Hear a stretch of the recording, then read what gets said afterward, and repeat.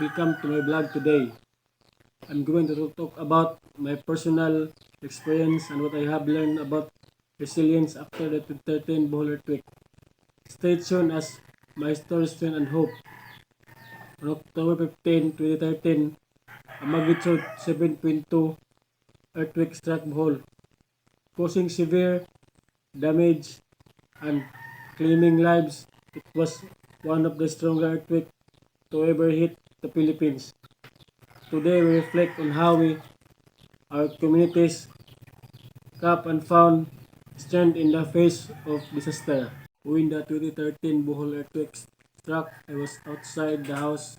At first I felt sudden jolt beneath my feet, followed by intense shaking. Everything around me seemed to move this way animals. And I could hear distant screams and crashing sounds. Being outside likely kept me safer, but the fear I felt in the moment was overwhelming.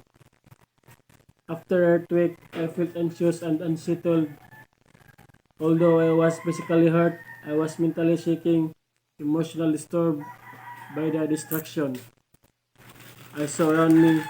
The biggest challenge for me was seeing how much damage had been done to people's homes, especially to those who had nowhere else to go.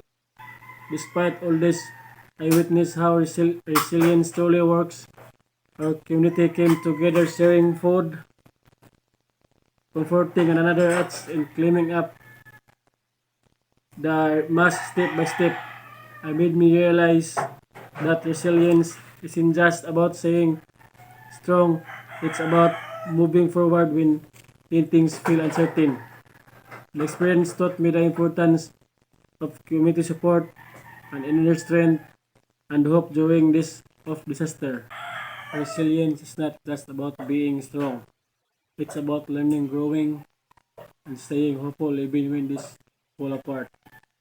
To those watching, remember that you have strength within you rise again. Build a support system, stay connected, and never be afraid to ask for help.